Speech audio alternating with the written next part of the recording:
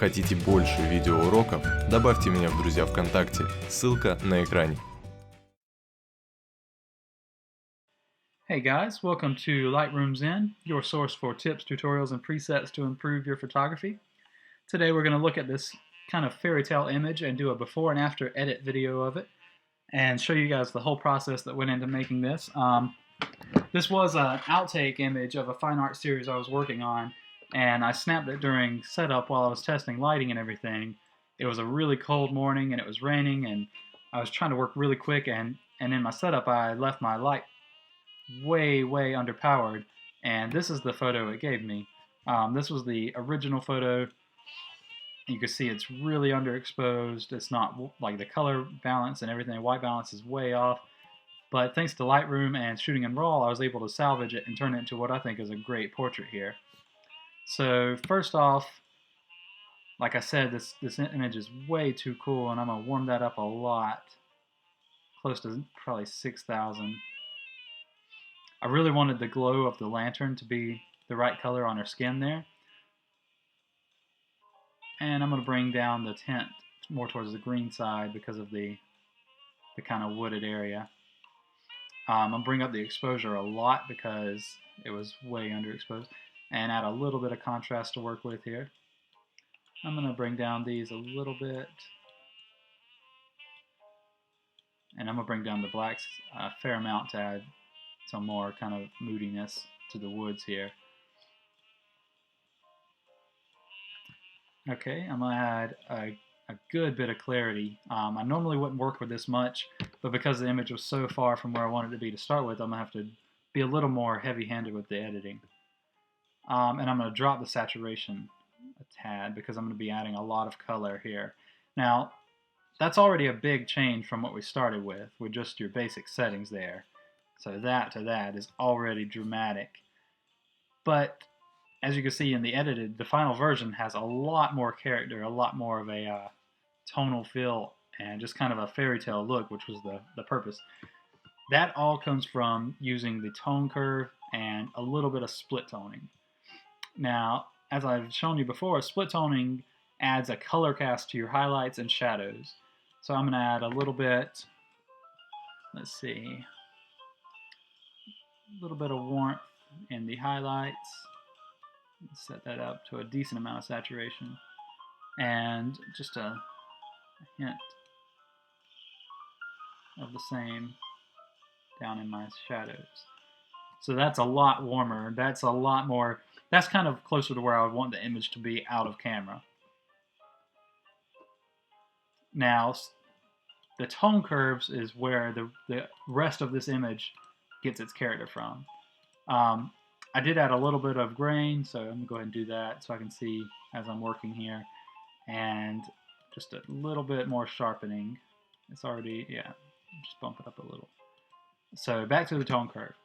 So split toning applies color to your shadows and your highlights.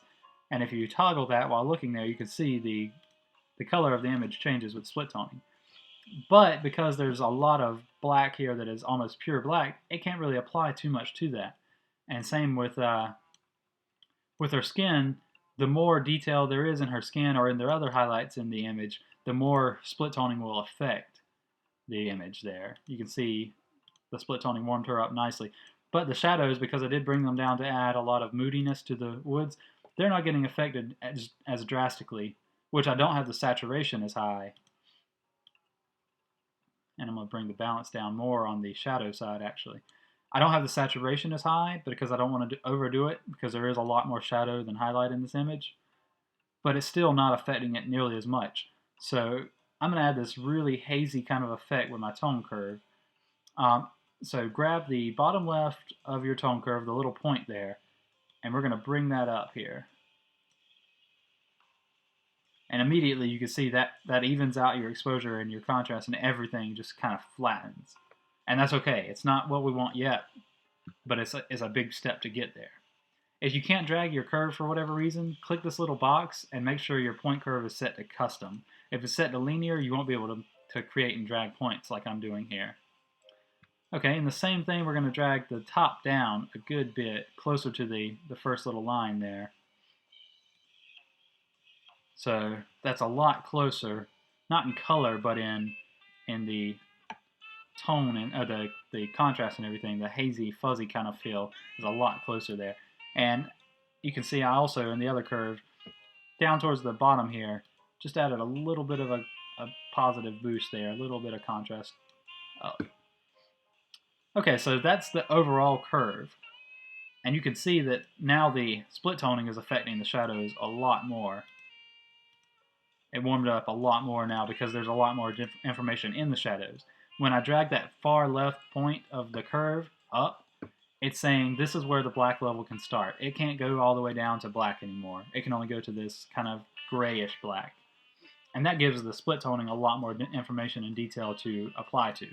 And the same with the skin, because I brought that down, it's not as dramatic either anymore. The color on the skin, I brought it down, whereas on the shadows, I brought it up.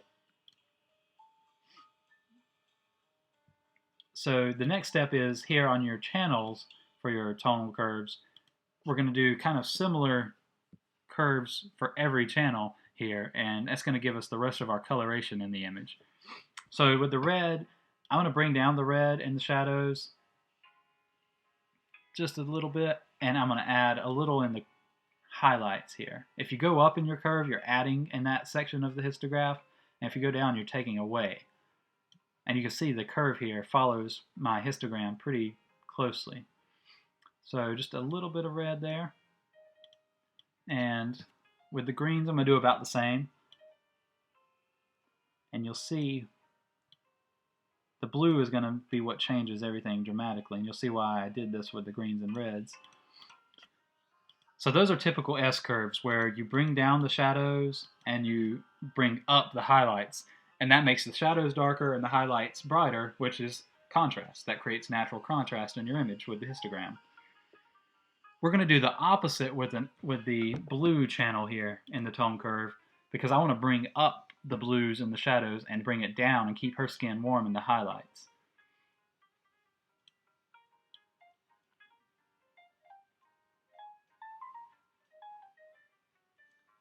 A little more. And I'm going to drag this a little to the left to have it affect there, down there more. And if you make a point on accident like I did there, you can have it selected and just have it mouse over it and hit delete. Well, backspace doesn't work apparently. I don't have a delete key. Let me right click and delete control point. There we go. Okay. So you can see that's a lot closer. It's not exact yet to the image I have there, but it's getting closer. So from there, it's kind of a matter of playing with your color in your tones just to get it just right. Oh, let's see.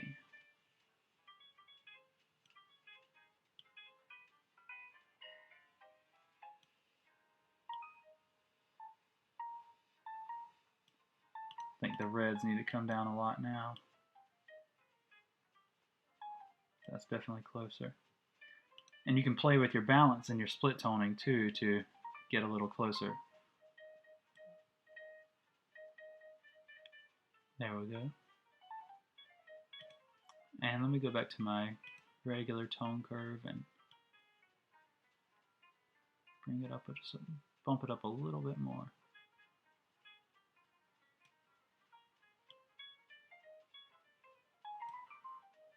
So that's pretty close. I'm still not quite where I was.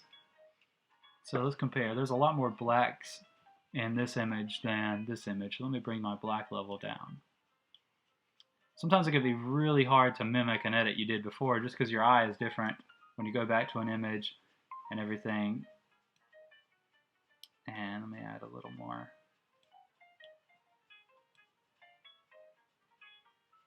So that's pretty close there. Still a little different. Let's see, there's more blue in this image. Go back to my tone curve.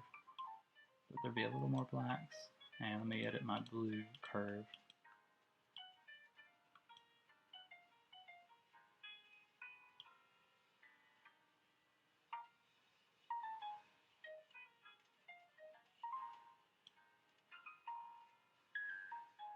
That's pretty close. I like that a lot.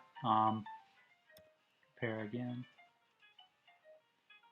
So it's still a world's different than where we are, and I like parts of this edit better than the original, so every time you edit you're going to get something different, but that's the overall process of getting from where I started, which was this almost unusable photo, to the finished product here, which is a nice warm glow. It has the hazy background and everything kind of just feels like it's a fairy tale or kind of fantasy look there. And that's all using your tone curves and a little bit of split toning. Not anything too drastic, but the tone curves have so much control over your image. And just to show you again, if I turn off my tone curves now, this is what I would be working with. And that's just, the contrast is way too high. Her exposure is good, but the rest of the image just doesn't look right. But when you introduce that tone curve, everything evens out. You get that nice color cast, and all of the character of the image comes through and comes to life. So that's just a little tutorial on using tone curves along with split toning to create kind of a fairy tale fantasy look there. So feel free to check me out on lightroomzen.com.